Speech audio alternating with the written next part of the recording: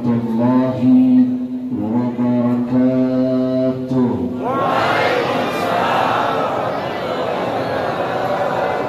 Innal hamdalillah wassalatu wassalamu ala rasulillah wa ala alihi wa sahbihi wa man wala wala hawla wala quwwa illa billah.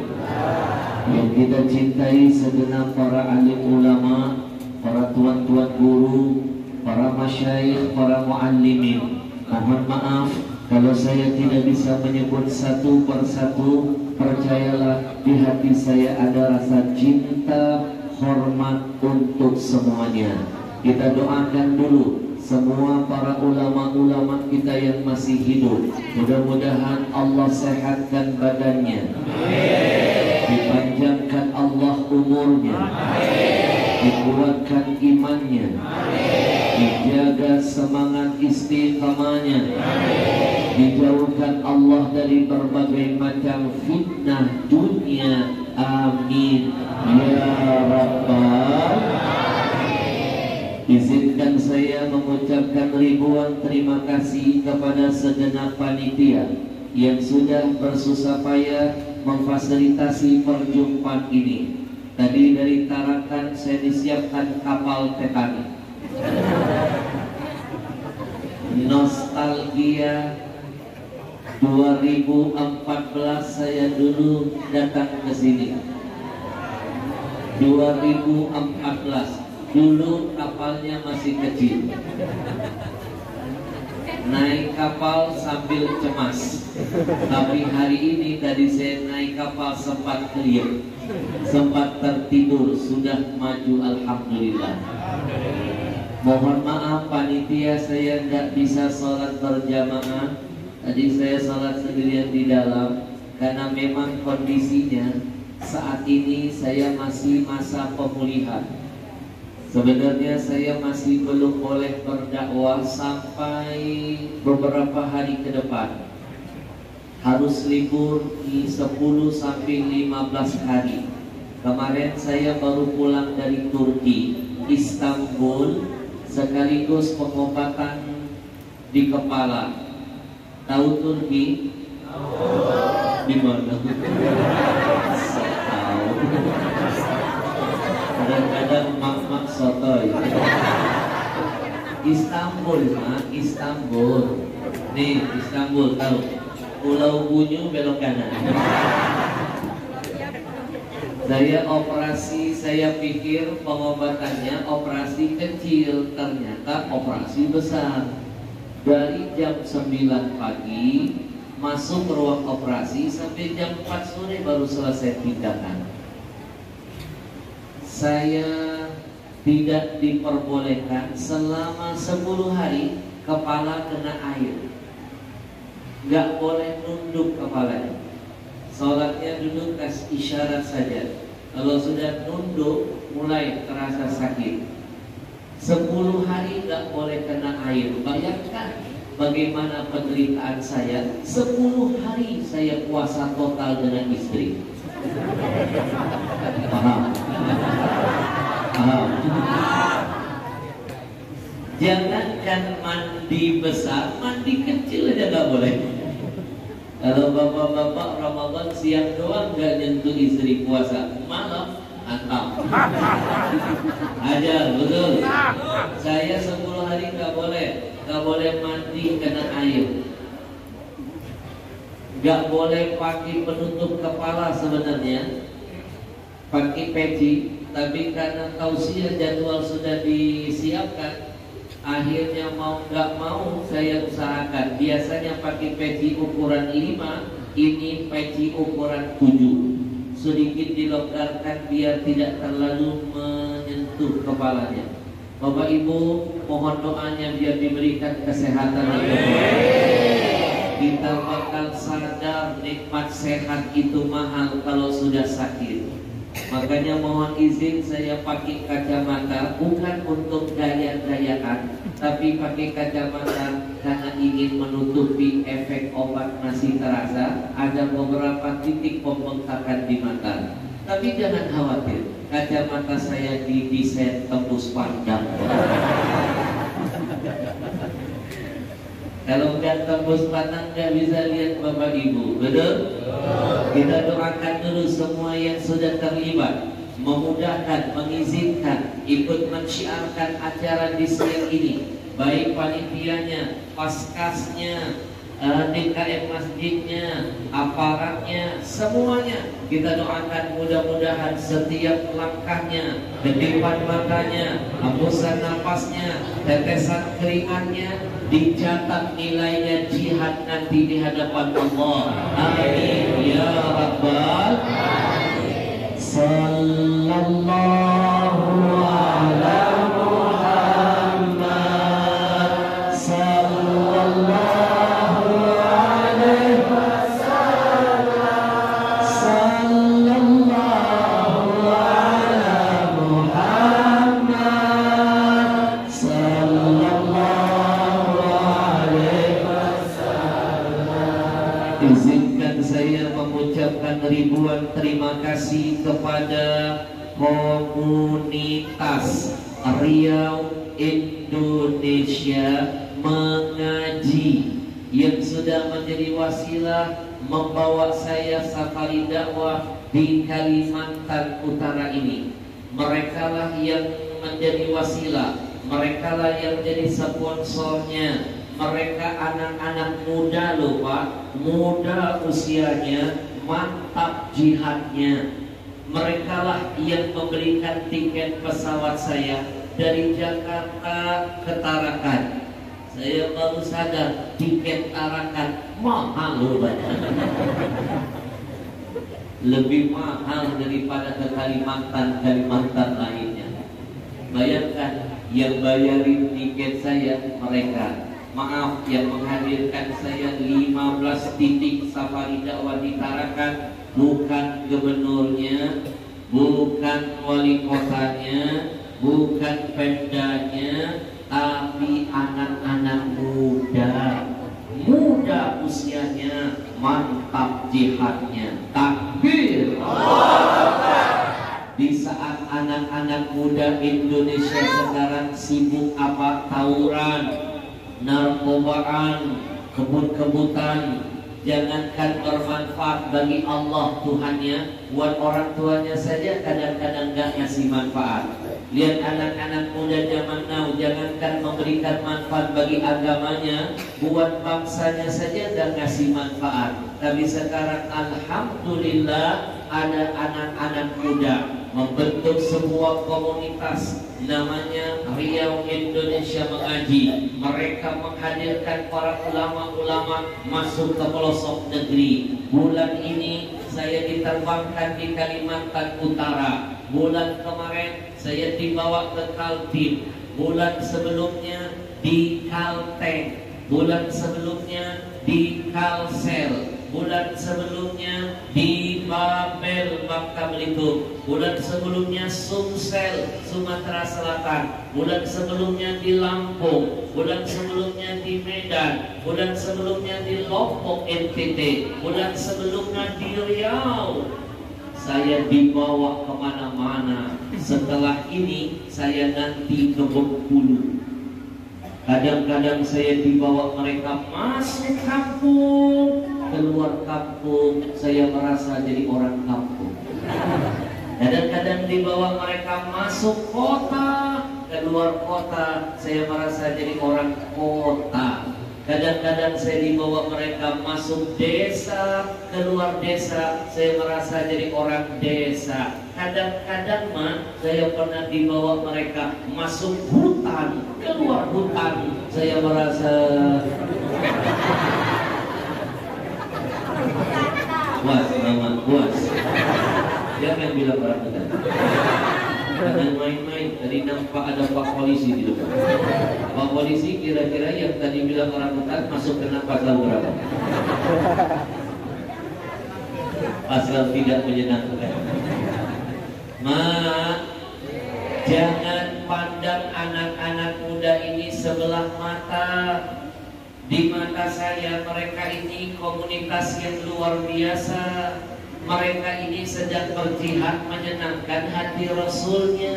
Siapapun yang menyenangkan hati Rasulullah, Allah senangkan dia dunia sampai akhiratnya. Yang beliin tiket pesawat saya beserta asisten-asisten saya dari Jakarta sampai ke Tarakan mereka. Bayangin, tiket saya saja mahal, apalagi yang begini.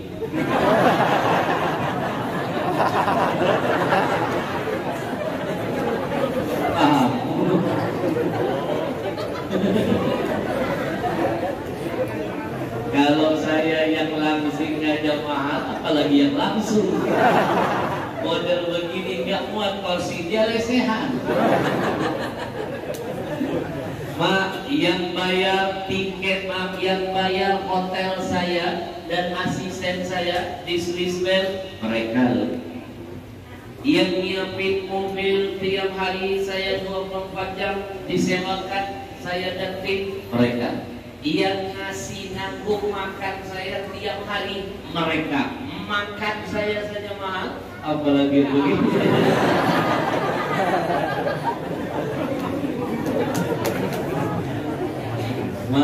Ini asisten saya ini jangan main-main loh, badannya gemuk tapi dosanya kurus.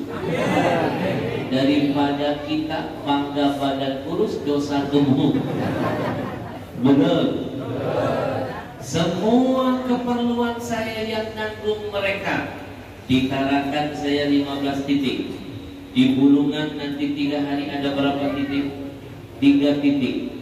Lalu lanjut di Berau ada 7 titik. Semua titik-titik itu tanyakan kepada panitianya, tidak ada syarat apapun yang memberatkan panitia. Silakan tanya panitia masjid ini. Ini ceramah saya titik yang ke-5. Tidak ada persyaratan yang memberatkan panitia. Ibaratnya siang ini saya dihadirkan gratisan. Rugi yang gak mau datang rugi. Belum tentu ketemu saya kembali.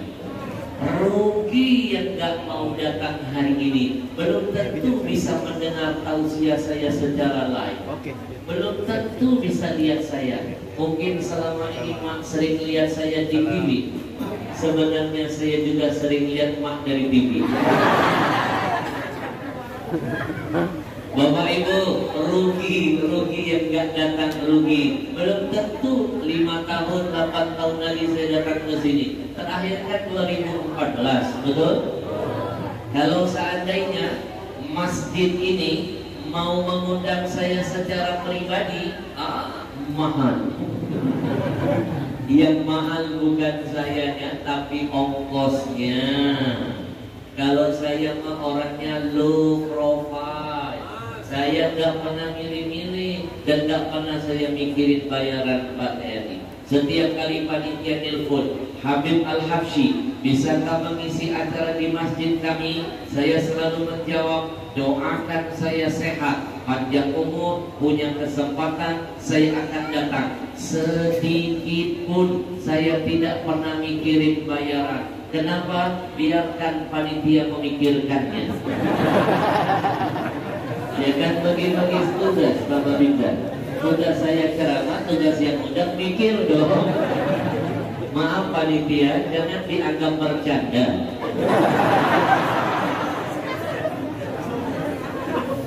Bapak Ibu, sekali lagi jangan remehkan anak-anak muda ini. Mereka termasuk dalam kategori yang dipuji Nabi dalam sebuah sabdanya.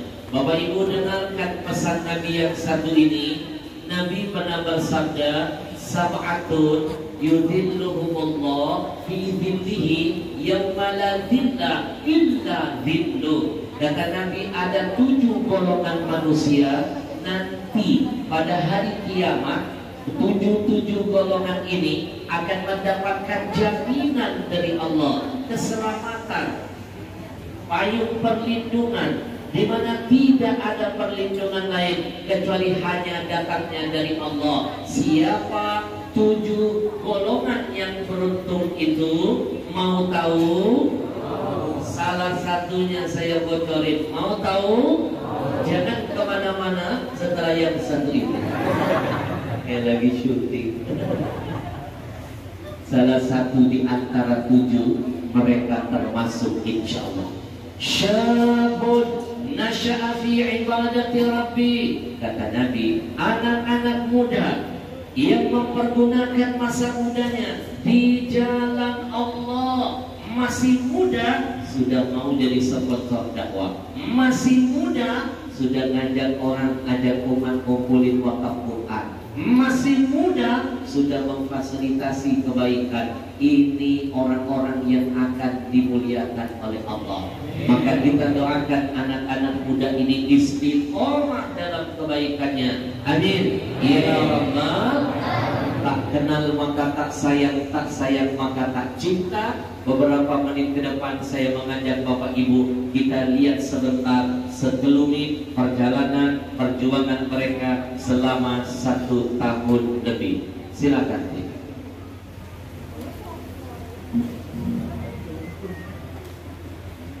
Assalamualaikum warahmatullahi wabarakatuh. Bapak Ibu jamaah dimanapun berada, kami dari lembaga komunitas Beliau Indonesia mengaji. Lembaga ini lahir di Provinsi Riau dan alhamdulillah saat ini sudah berkembang hampir di seluruh provinsi yang ada di Sumatera bahkan di seluruh Indonesia. Lembaga ini dibina oleh para guru-guru kita. Ada Pak Zaki Habibu Rizal Naim, ada Syekh Muhammad Damir, Hamid Ahmad Al-Haksi dan juga Dr. Malik Nazar atau seorang. Kami bersama para guru kita bercita-cita menyebarkan 1 juta Al-Quran untuk setiap satu provinsi. Mari Bapak Ibu jemaah berjuang bersama kami untuk menyebarkan rahmat di setiap rumah-rumah kaum muslimin di seluruh Indonesia. Assalamualaikum warahmatullahi wabarakatuh.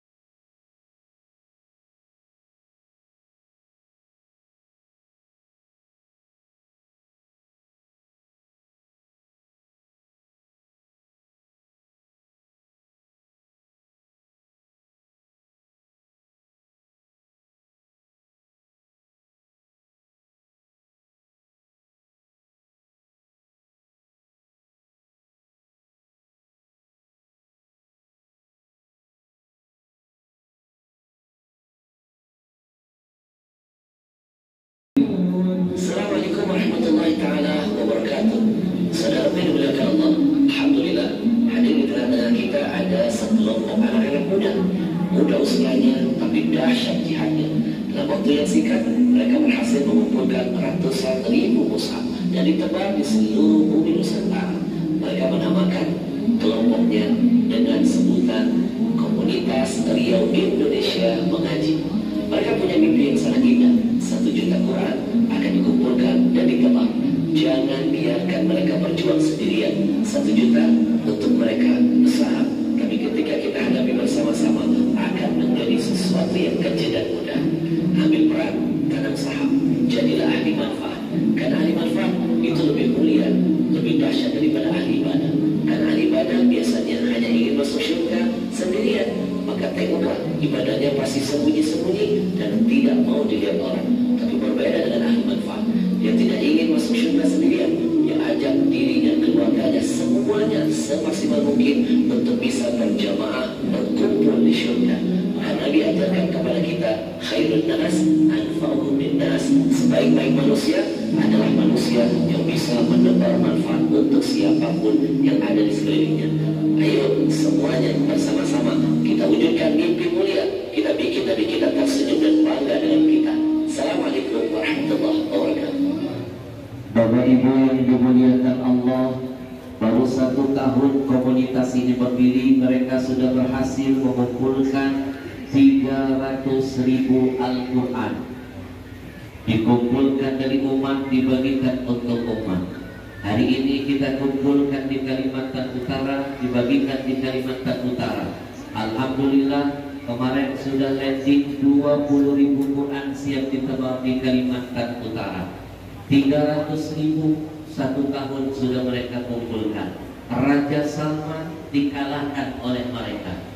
Mama kenal Raja Salman? Tadi sok tahu, sekarang sok kenal. Saya aja nggak kenal.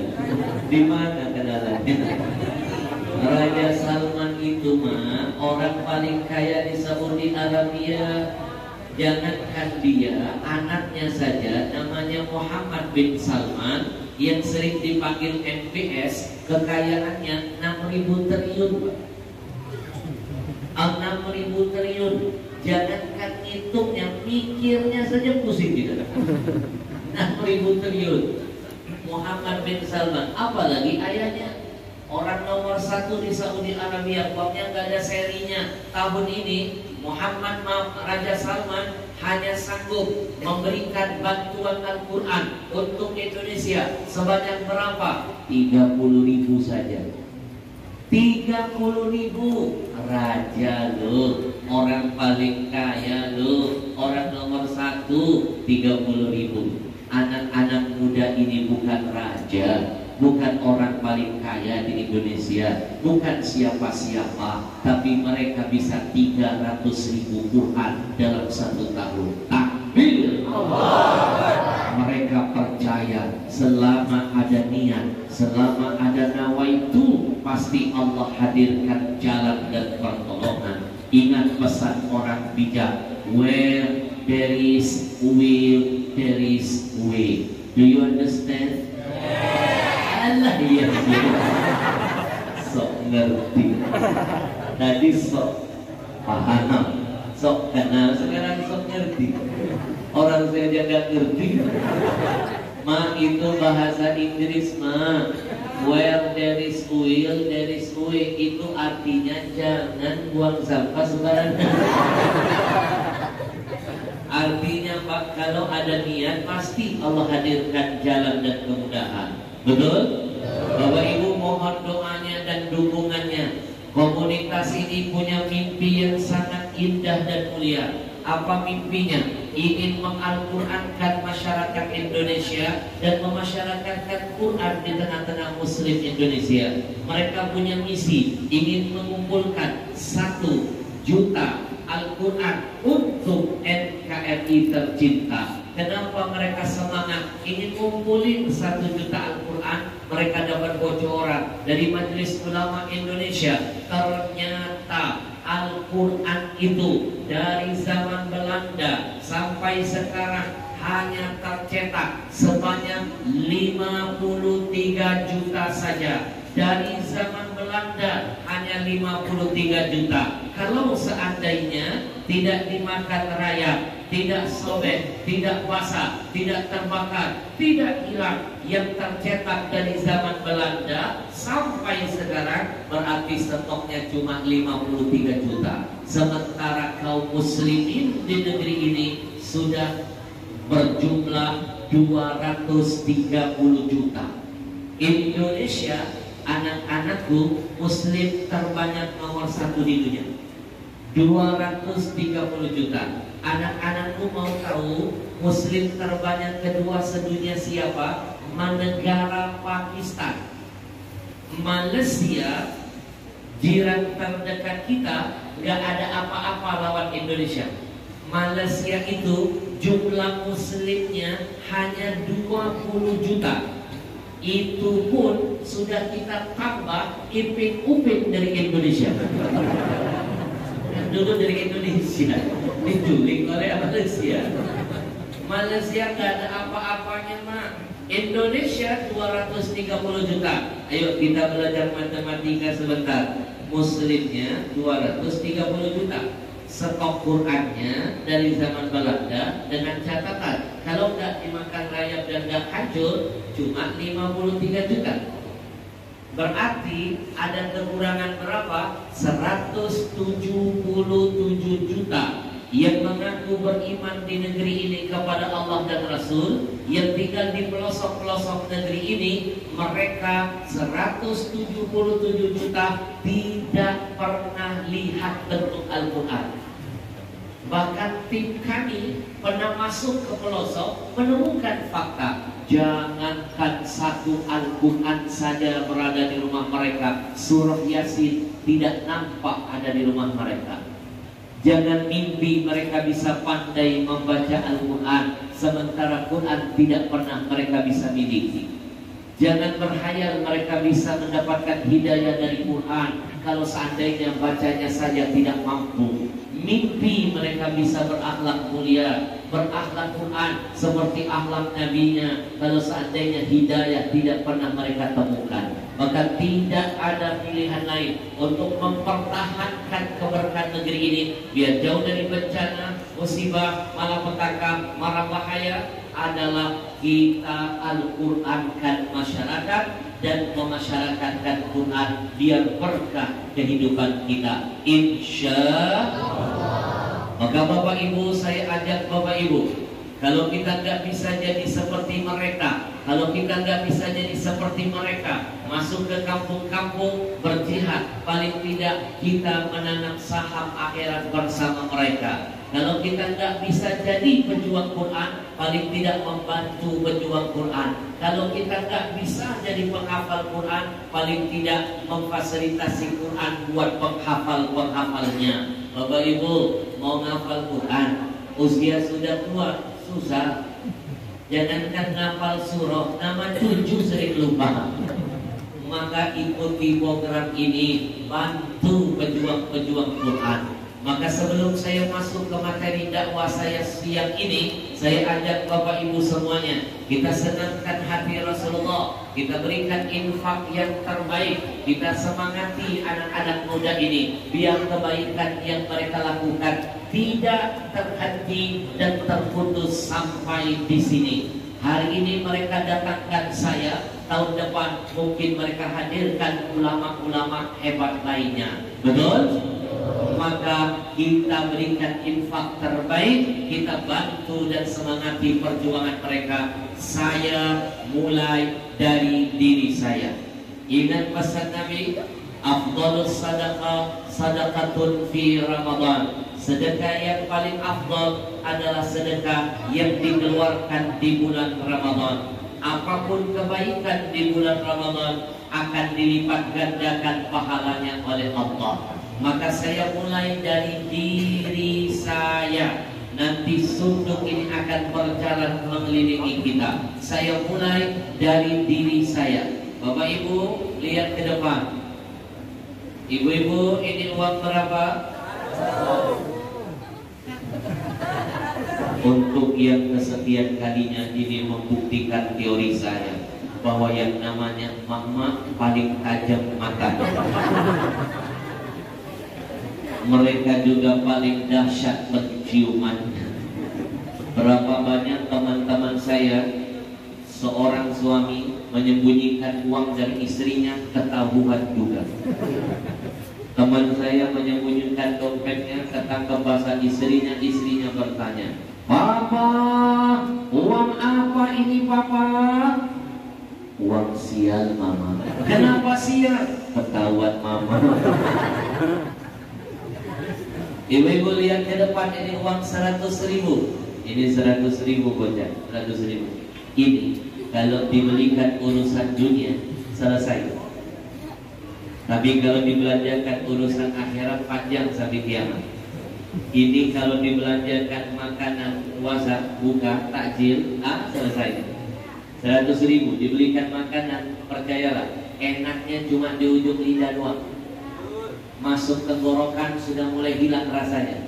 Masuk perut udah nggak tahu lagi bentuknya. Keluar dari belakang beda warna, beda baunya. Betul? Betul? Ini dibelikan makanan selesai. Tapi kalau dititipkan di jalan Allah, panjang kekal ila yaumil qiyamah. Maka saya mulai dari diri saya. Lihat ke depan semuanya. Saya mulai dari diri saya. Bismillahirrahmanirrahim. Jangan lupa pesan Nabi. Apa pesannya? Ma'akalta fa'afnaita. Kata Nabi, apapun yang engkau makan pasti busuk.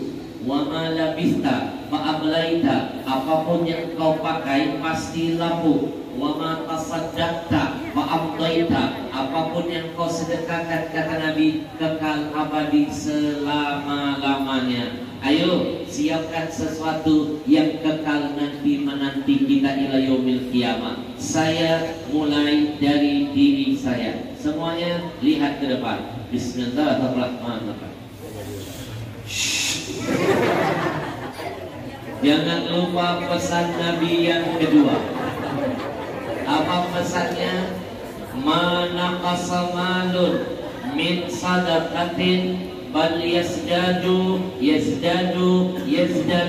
Kata Nabi, tidak akan berkurang harta apapun yang kau sedekahkan di jalan Allah.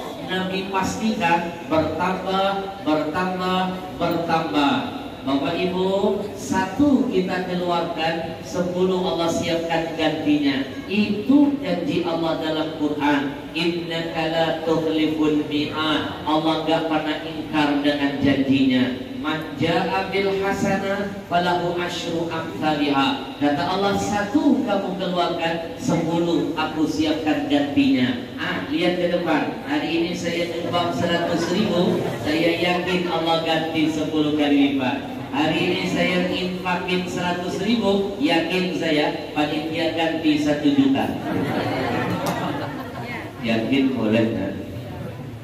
Bapak Ibu, tidak akan berkurang harta yang disedekahkan. Mana ada ceritanya orang rajin sedekah jatuh miskin? Mana ada? Mana ada orang nggak mau sedekah pelit itu berkah? Mana ada? Buktikan apapun yang dikorbankan pasti bertambah. Nggak akan berkurang. Saya kasih contoh. Anak-anak, dengarkan contoh cerdas ini. Anak-anak pernah lihat anjing? Kalian pernah lihat kambing? Dari 2 binatang yang saya sebut ini, anjing dan kambing, mana binatang yang setiap tahun sering dikorbankan? Pertanyaannya, dari anjing dan kambing mana yang lebih banyak jumlahnya? Kan sering dikorbanin, harusnya kan berkurang. Betul nggak? Logikanya Pak, kalau sering dipotong setiap tahun seluruh dunia, harusnya kambing nasibnya jadi binatang langka. Anjing gak dikorbanin, harusnya makin banyak. Kambing disembelih harusnya punah. Tapi ini menunjukkan pesan cerdas dari Allah, bahwa yang dikorbankan gak akan berkurang, bertambah, pasti bertambah. Betul? Maka saya mulai dari diri saya. Bismillahirrahmanirrahim. Lihat ke depan. Belum. Sasu. Ini yang ceramah siapa sih? Bapak Ibu, ini teknik ceramah terbaru.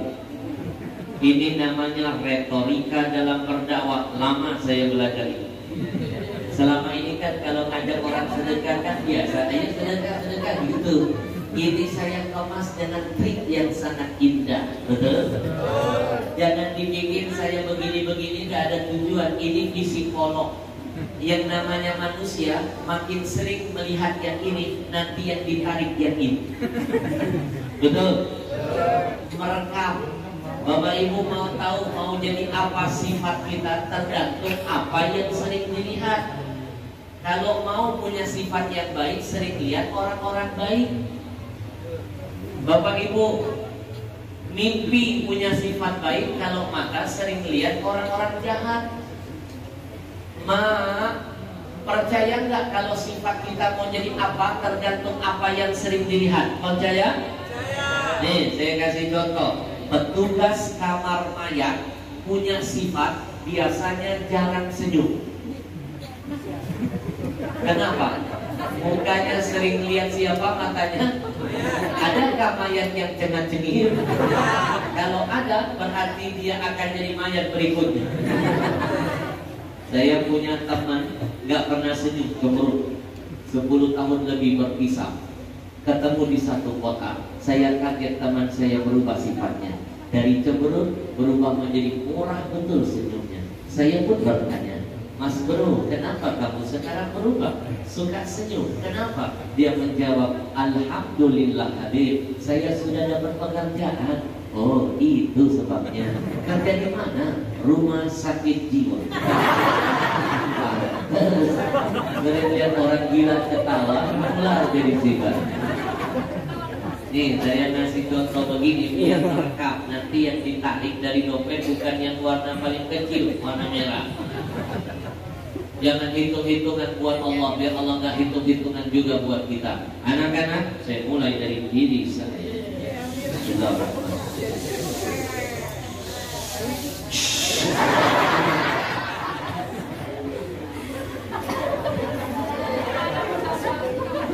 Bapak Ibu, jangan meremehkan dahsyatnya manfaat sedekah. Di dalam Al-Quran, Allah ngasih bocoran.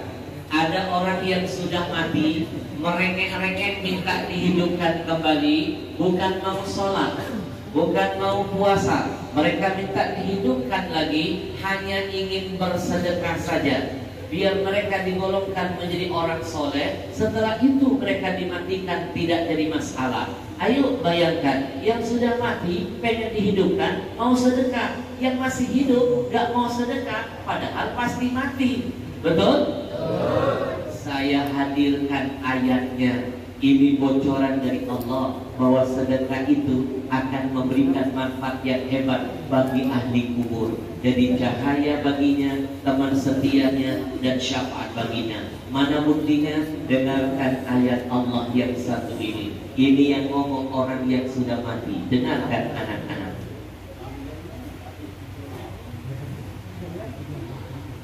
Kebenaran?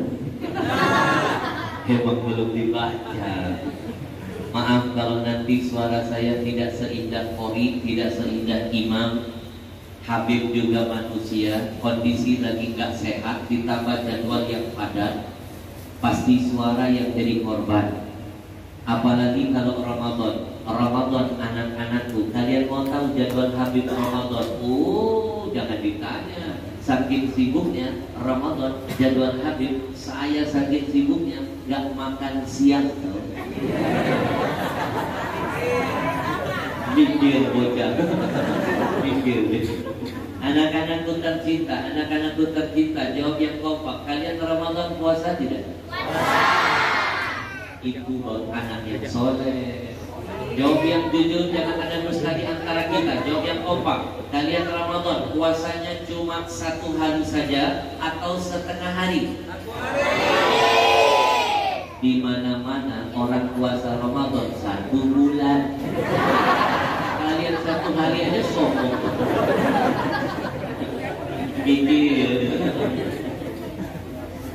Mohon maaf Bapak Binsa, saya paling suka ngerjain bocah. Karena mereka ini juga kalau ngerjain saya gak tanggung-tanggung. Saya sering banget dikerjain mereka. Pernah di satu kota, anak kecil saya tanya, namamu siapa? Dia balik nanya, Habib, mau yang pendek, apa yang panjang? Zaman kita dulu mana berani lo ngerjain orang tua, apalagi ulama. Anak sekarang ngerjain kita. Saya bilang yang pendek dulu, sebutkan namamu, baru kasih tahu saya nama panjang. Nama pendek saya itu Habib Muhammad Amin. Kalau yang panjang, Amin. Jadi ngerjain. Anak yang kedua di kota yang berbeda, saya tawarkan kepada mereka, anak-anakku, siapa yang mau ikut saya? Kita main-main ke surga, angkat tangannya. Semua bilang saya. Ada anak kecil di depan tak jawab apa-apa, malah begini. Bayangkan diajak main-main ke surga, yang lain mau, dia cuma begini. Selesai drama saya tanya, sini saya cerita, kenapa kamu nggak mau Habib ajak main-main ke surga? Kenapa? Menangis dia. Habib, kata mama, nggak boleh main jauh-jauh. Benernya itu.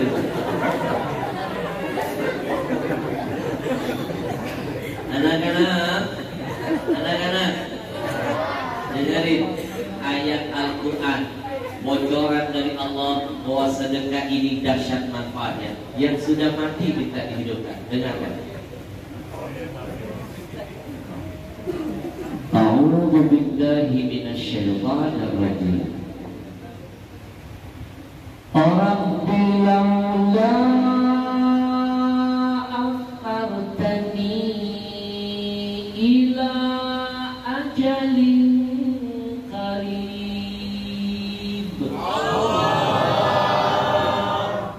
Saya paling anti kalau ada jamaah pengajian saya diajak masuk surga, semangatnya lemas.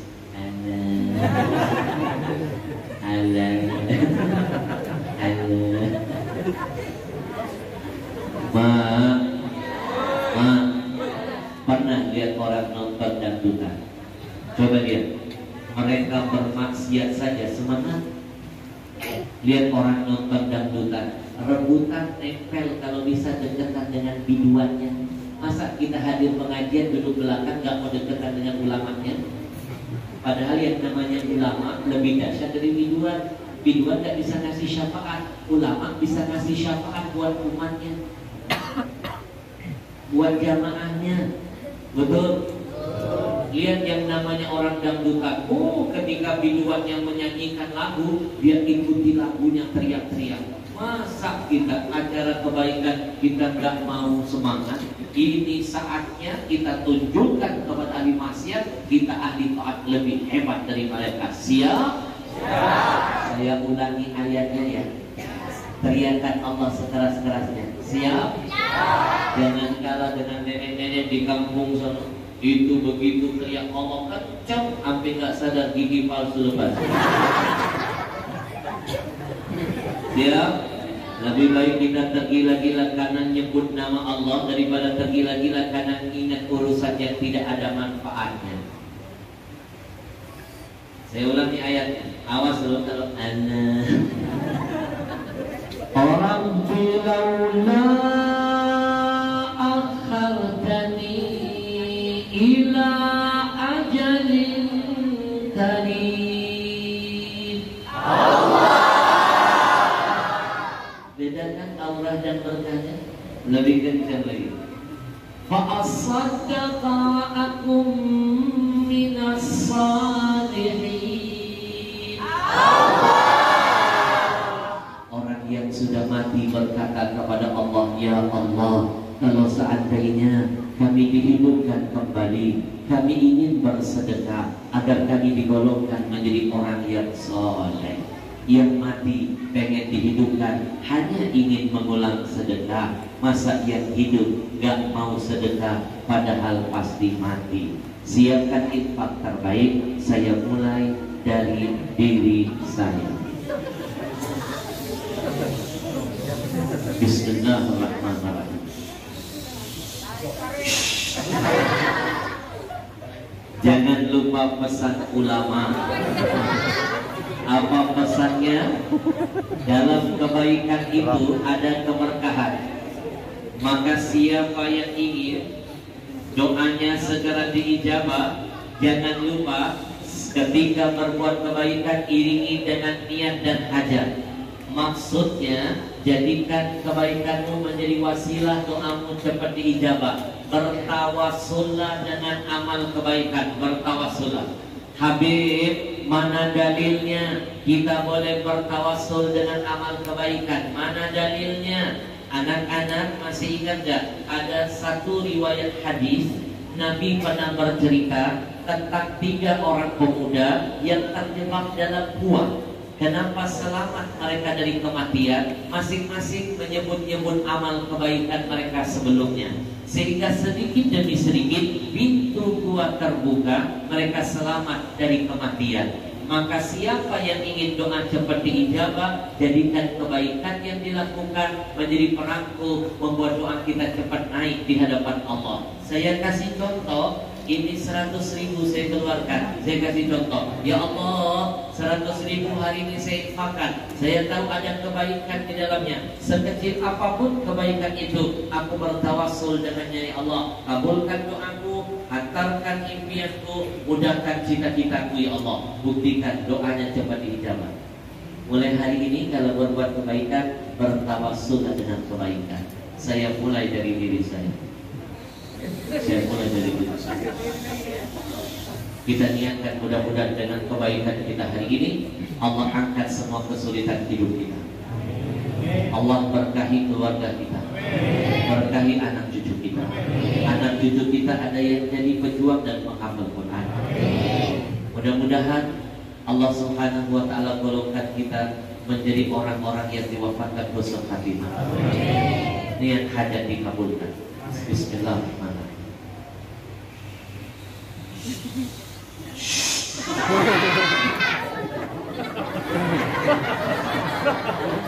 Jangan lupa siapkanlah infak terbaik. Bentar lagi sujud akan menghampiri kalian. Kita iringi dengan salawat ya, biar nambah berkah. Bismillahirrahmanirrahim. Zilo. Kita iringi dengan salawat. Sallallahu alaihi wasallam. Ada kok 50. Sallallahu alaihi wasallam. Sallallahu ala Muhammad. Sallallahu alaihi wasallam. Sallallahu ala Muhammad. Sallallahu alaihi wasallam. Sallallahu ala Muhammad. Sallallahu alaihi wasallam. Sallallahu ala Muhammad. Sallallahu alaihi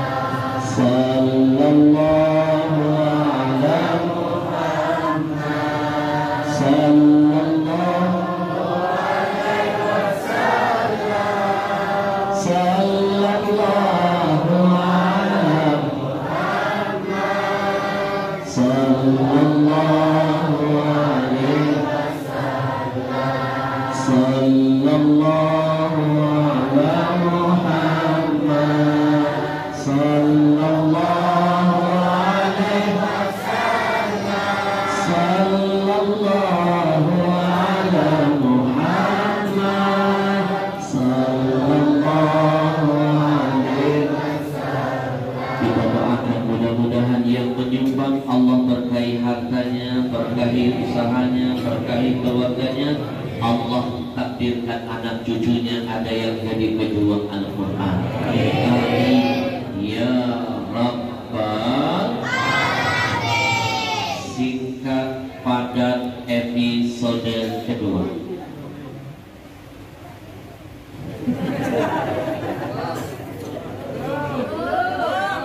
Sebentar, kenapa setiap kali kalau saya lihat jam marah? Saya mau tanya dulu dengan DKM masjid di sini, apakah penceramah di sini nggak boleh lagi lihat jam tangan? Boleh? Kalau ada penceramah siapapun dia lagi ceramah dikit-dikit lihat jam tangannya, itu hanya teknik saja. Sebenarnya dia lagi mikir habis ini mau ngomong apa. Lanjut. Saya dengar-dengar jam 3 kapal terakhir berangkat dari sini menuju ke Tarakan. Berarti ada waktu sisa sedikit lagi. Kalau nggak bisa lewat jam 3 berarti saya tidur di sini. Alhamdulillah. Nanti malam saya ada acara di Tarakan. Yang ditahin di sini alhamdulillah, di Tarakan innalillah. Lanjut. Bapak Ibu, hari ini tanpa terasa kita berada di Ramadan tahun ketiga ditemani Corona. Betul? Ini Ramadan ketiga kita setelah datang Corona. Ramadan yang ketiga. Betul? Betul? Saya ingat betul ketika corona pertama kali datang, Ramadan pertama bersama corona, saya ingat betul. Besok mau puasa, besok mau Ramadan, nasib kami para ulama-ulama yang tinggal di Jakarta merana. Kami dikurung semua di rumah-rumah, kami dikurung. Padahal besok mau puasa, besok mau Ramadan, kami dikurung di rumah-rumah. Murid saya ada yang nelpon, "Tri, Habib, apakah ini pertanda kiamat sudah dekat?" Saya bilang, "Maksud lo, Habib, bukankah sebelum corona datang, satu hari menjelang puasa, setan katanya yang dikurung? Kenapa sekarang ustaz yang dikurung?" Betul? Kiamat sudah dekat. Bapak Ibu mau tahu gak, setelah corona pertama datang, 7 bulan lebih saya tidak pernah pegang makhluk ini. Mikrofon. Semua jadwal saya dibatalkan, jadwal keliling Indonesia di cancel, apalagi yang di Jakarta. Jakarta malah lebih parah, zona hitam lebih bahaya dari zona merah. Kami para ulama dilarang memberikan kajian dan tausiah. Saya sempat protes ketika itu. Kenapa kami ustadz gak boleh ketemu jamaah? Kenapa? Mereka memberikan jawaban, "Jangan Habib, Jakarta sedang zona hitam, lebih bahaya dari zona merah. Kalau Habib memaksakan diri ketemu jamaah, Habib bisa terkena positif corona. Kami sarankan Habib, ikuti dulu arahan pemerintah. Hashtag di rumah aja, hashtag di rumah aja." Dulu itu pesan yang populernya, hashtag di rumah aja. Bila perlu, Habib jangan keluar-keluar dari kamar. Saya ikuti pesan petugas, 7 bulan Pak, saya nggak keluar-keluar dari kamar. 7 bulan Bu, saya nggak keluar-keluar dari kamar. Alhamdulillah, saya negatif, tapi istri positif. Ayo, gara-gara siapa? Corona jenis apa? Betul, betul. Yang namanya corona ini kan jenisnya macam-macam, Pak. Sekarang sudah ada Omikron. Jangan-jangan habis ini Abikron, nanti ditutup dengan Omikron. Jenis corona yang pertama saya masih ingat itu jenisnya Alpha. Yang langka waktu itu hanya masker saja. Lalu disusul corona tahun kedua, gelombang kedua jenisnya Delta. Yang langka hand sanitizer dan oksigen. Sekarang gelombang ketiga corona jenis Omikron. Pertanyaannya, kenapa yang langka minyak goreng? Bisa kenapa? Ada apa dengan Indonesia? Betul, betul. Vaksin polio itu hanya boleh dipakai untuk penyakit polio saja.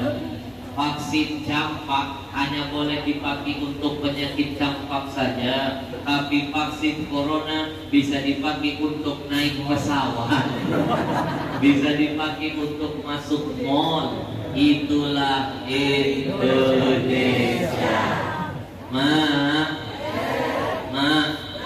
Berharap dengan manusia siap-siap kecewa, berlindung dengan vaksin siap-siap kecewa, berlindung dan berharap dengan Allah, maka tidak akan pernah kecewa. Sebenarnya ada vaksin yang lebih hebat, yang menjamin ketenangan jiwa.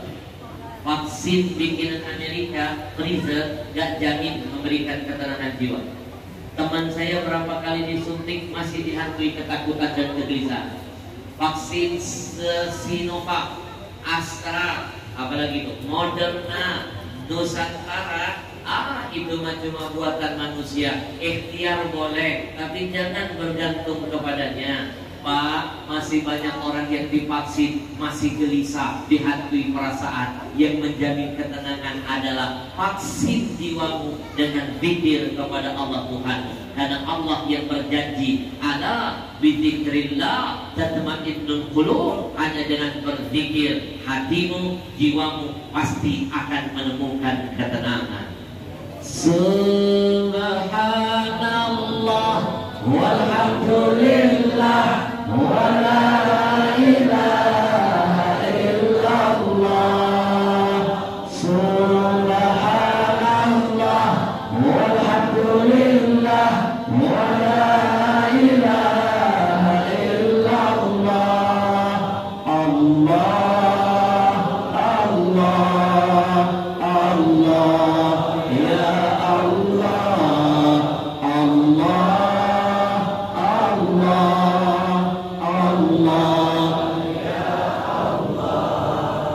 Bapak Ibu yang saya muliakan, mohon doanya.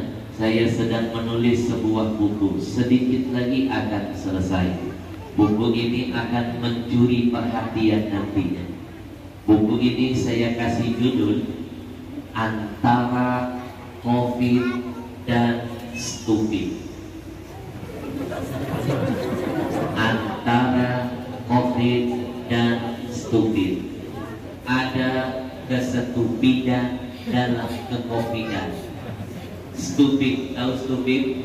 Bahasa Inggrisnya bumul-bumul pintar. Bahasa Banjarnya bumul. Kalau bahasa Bugisnya apa?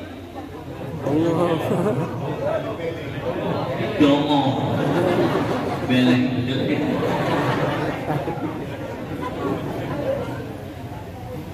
Bapak Ibu, nanti saya buktikan di tulisan saya lengkap dengan ayat, hadis dan ucapan ulama. Saya buktikan. Gara-gara Covid banyak orang jadi beleng-beleng, dongo, gumul, stupid, bahlul. Betul? Crazy. Nggak percaya, saya buktikan. Contoh yang pertama, ketika Covid tiba, orang sibuk mikirin imun, lupa mikirin iman. Stupid. Imun dicari, imun dikejar, imun dipertahankan, iman kok dilepas dan digadaikan. Bodoh. Stupid. Yang dibawa hati iman bukan imun, you know. Betul? Betul? Nanti saya kupas. Gara-gara Covid dapat kiriman video dari Cina, dari Barat, dari berbagai macam daerah tentang dahsyatnya Covid. Ada yang sampai mengerikan, berbusa-busa. Dia ketakutan. Lihat itu, dia ketakutan, gemetar. Tapi 1400 tahun yang lalu di dalam Quran Allah bocorkan dahsyatnya neraka, tapi nggak bikin dia gemetaran. Stupid. Betul? Betul? Gara-gara Covid orang jadi stupid. Masuk masjid, mau sholat Jumat, pakai helm. Pernah lihat video yang viral? Bapak-bapak masuk masjid, mau sholat Jumat, pakai helm. Stupid. Betul? Terlalu ketakutan. Padahal maaf, takut dengan makhluk, musyrik dengan Allah. Betul? Masih ingat gak ada kejadian panik bayi? Ibu-ibu, bapak-bapak nyerbu supermarket, nyerbu susu beruang. Gara-gara isu yang disebar oleh orang tidak bertanggung jawab, nyari keuntungan dalam kepanikan. Berita hoax disebar, dapatkan, cari, rampas susu beruang dimanapun Anda melihatnya. Ada susu beruang vaksin buat corona. Akhirnya susu beruang hilang dari peredaran. Yang tadinya sekali cuma 7 ribuan, itu susu beruang di Jakarta dijual online sempat tembus 2 jutaan. Itu baru susunya, belum termasuk beruangnya. Bayangkan.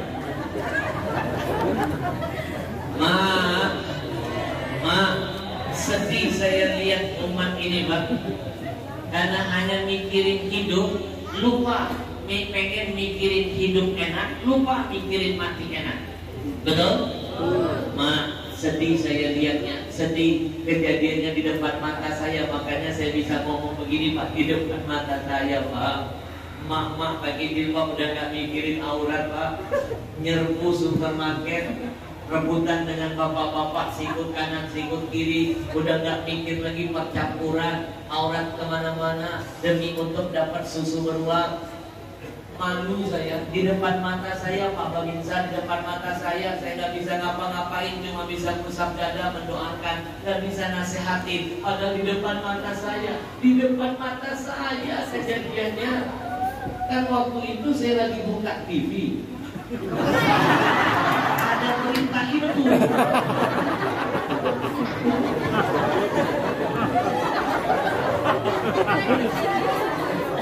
Bukankah itu di depan mata saya? Adakah yang salah ucapan saya tadi? Habib dilawan. Ini teknik ceramah terbaru, bikin jamaah kesel. Saya lagi buka TV, Pak. Tiba-tiba di depan mata saya ada berita, emak-emak ngerebut susu beruang, panik bayi. Saya nggak bisa ngapa-ngapa, padahal di depan mata. Gara-gara COVID orang jadi stupid, lebih percaya kekuatan hand sanitizer tapi meragukan kedahsyatan wudhu. Padahal yang ngancurin hand sanitizer orang kafir, orang barat yang menyuruh kita jaga wudhu nabimu. Kalau mengaku beriman, kita harus percaya dulu apa yang keluar dari mulut Nabi. Nggak percaya, murtad hukumnya. Betul? Betul? Ya mohon maaf, Pak, di negeri ini ada yang nggak percaya wudhu, Pak, tapi yakin hand sanitizer. Padahal kita nggak tahu hand sanitizer itu halal atau tidak. Mohon maaf, di KM Masjid saya termasuk orang yang pertama dulu nggak setuju, Pak Babinsa, orang mau masuk masjid diharuskan pakai hand sanitizer. Saya termasuk yang menentang. Tidak perlu sampai segitunya. Masjid ini sudah bersih. Sebelum orang masuk masjid sudah ada tempat berwudu. Cukup pakai air mengalir. Betul? Bapak Ibu tanggung jawab di KM Masjid. Orang yang sudah di rumah pergi ke masjid sudah pakai wudu, mau masuk masjid ngadep Allah Tuhannya sholat, dipaksa pakai alkohol yang nggak jelas kehalalannya. Itu yang nanggung dosanya di KM Masjid. Kalau sholatnya nggak diterima, jangan main-main. Urusan agama kita punya aturan, lakum dinukum. Betul. Agamaku. Urusan agama jangan mau diobok-obok orang kafir. Betul. Takbir.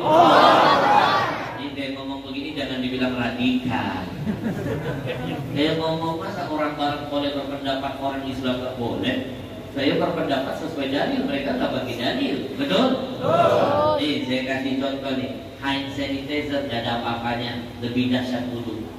Nabi yang jamin, kata Nabi, al-wudu silahul mu'min. Wudu itu senjata bagi orang mukmin. Logikanya, kalau orang pegang senjata, tidak ada lawan dan musuh berani mendekat dan mencelakainya. Betul? Yang kedua, anak-anakku, apa dahsyatnya wudu? Dalam hadis sahih, Nabi berjanji, man tawaddo'a wa ahsinil wudu. Kata Nabi, siapa yang berwudu lalu dia sempurnakan betul wudunya, disempurnakan betul, maka manfaatnya Nabi pastikan kharajan kullu khati'atin min jasadihi. Semua dosa yang menempel di seluruh tubuhnya rontok semuanya. Kalau dosa saja rontok, apalagi virus dan bakteri. Dosa saja bisa rontok. Rontok bahasa sini apa? Kalau orang Banjar bilang apa cul? Orang Bugis apa bilang? Rontok bahasa sini apa?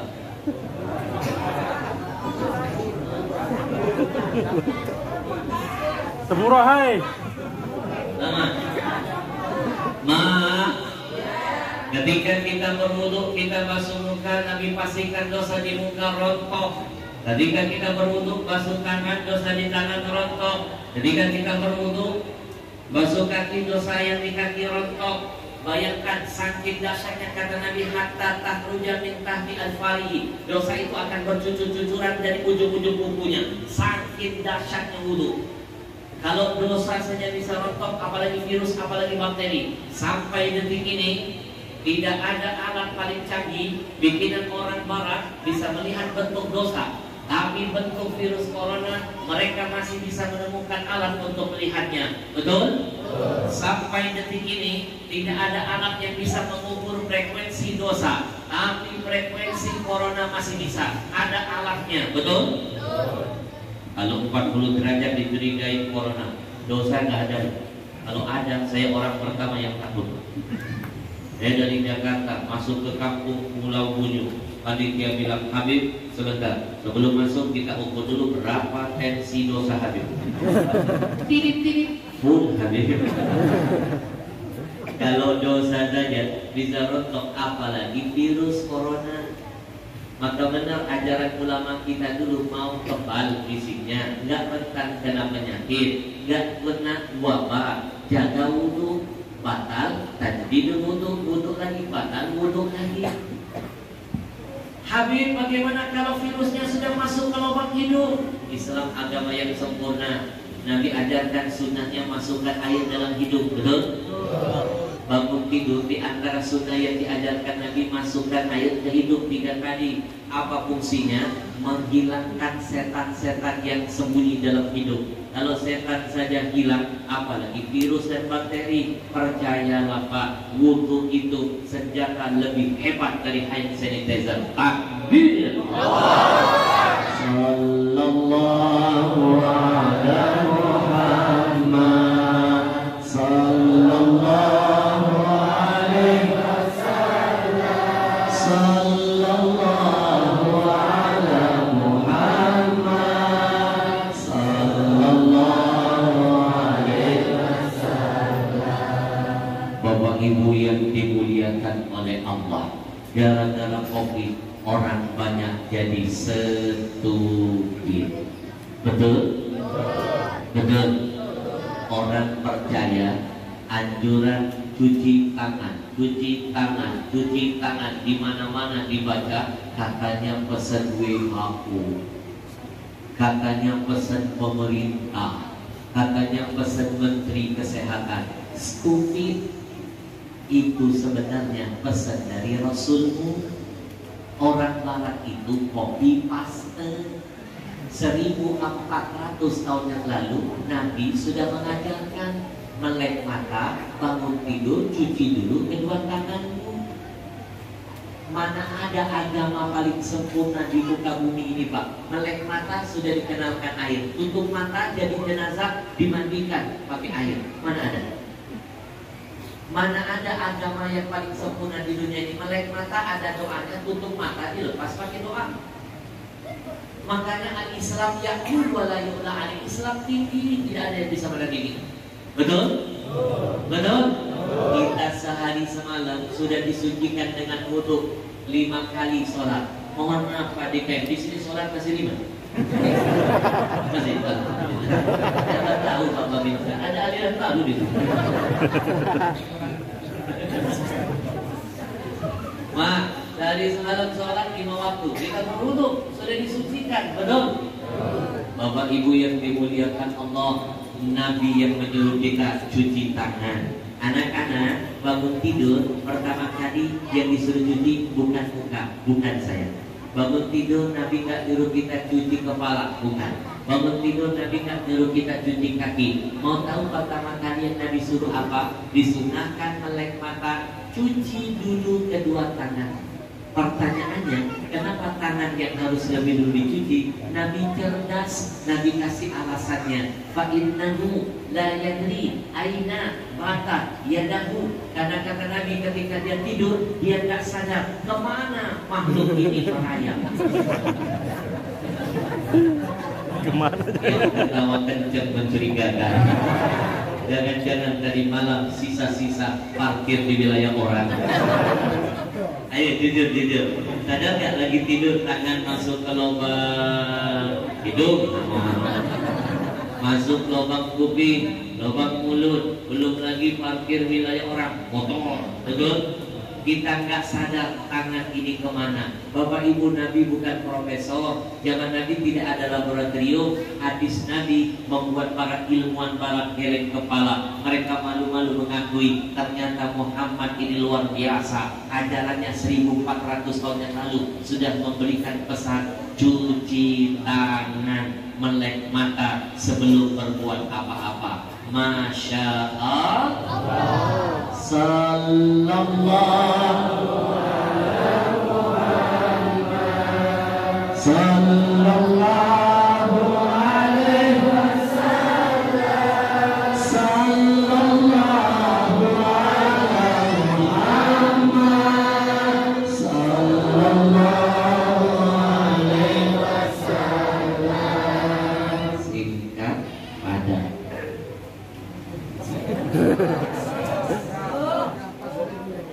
Lanjut.